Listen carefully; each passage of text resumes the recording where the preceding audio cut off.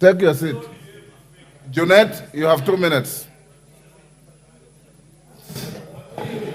Thank you, Mr. Speaker. Mr. Speaker, today is a bit heavy day for me, Mr. Speaker, because the people this House is losing today, Mr. Speaker, who are going to the executive, are people I have worked with very closely, Mr. Speaker. Honorable Mbadi was our minority leader in the 12th Parliament, and I was his whip, Mr. Speaker. Honorable Wandayi is the outgoing minority leader, and I was his whip, Mr. Speaker. These are two gentlemen that I have worked with very closely in the House and at the party level, Mr. Speaker. And I am very sad because we will miss their leadership. We will miss their guidance, Mr. Speaker, as a minority side and at the party level, Mr. Speaker. Because, Mr. Speaker, these two members of Parliament have really mentored many members of Parliament on our side, Mr. Speaker. So, Mr. Speaker, I want to wish them well. I want to tell them that we will hold fort here if they leave us behind. Mr. Speaker, Honorable Mbadi is an amazing person, Mr. Speaker. Mr. Speaker, Mbadi has been the chairman of our party for the last 10 years. And he has guided this party in a manner that there were very little disputes, Mr. Speaker, in the party.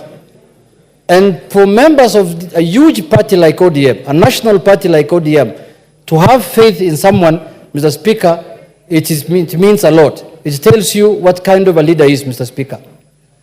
Coming back to the minority leader, Mr. Speaker, whom I've worked with him the last 2 years as the minority leader, Mr. Speaker, I can say this without fear of contradiction, that he's a resolute leader, Mr. Speaker, a man who's very consultative, Mr. Speaker, a leader who consults on each and every issue that is before the House, Mr. Speaker, a leader who knew how to interact with his members, Mr. Speaker.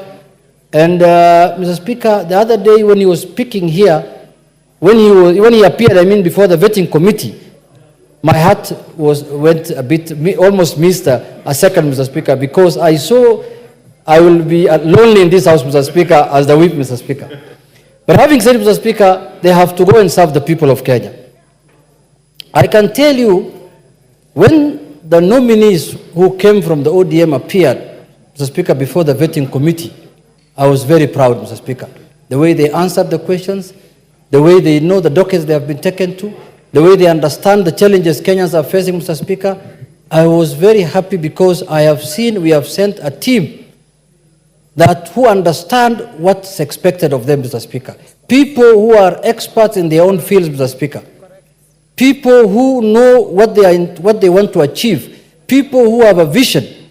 People who will make sure that our party and our people are held high, Mr. Speaker. End up.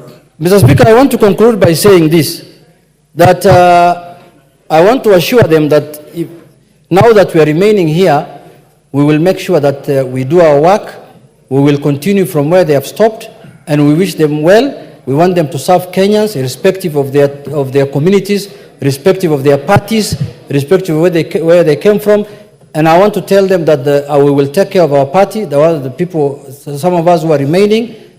Mr. Speaker, lastly, I want to say that I am very proud also about my party and my party leader, Mr. Speaker. I can see my party leader has nurtured and brought up very serious leaders, Mr. Speaker. Because these are people who have grown under his wings, Mr. Speaker. I know what I'm talking about. And they know themselves what I'm talking about. I'm a very proud Kenyan today, Mr. Speaker, because it is good for a leader to nurture people to the extent where Honorable Mbadi and Honorable Wandayi have reached. I must say kudos to my party leader, Honorable Raila, Amolo, Odinga, Baba, Mr. Speaker. With those few remarks, Mr. Speaker, I congratulate them and I wish them well. Thank you very much.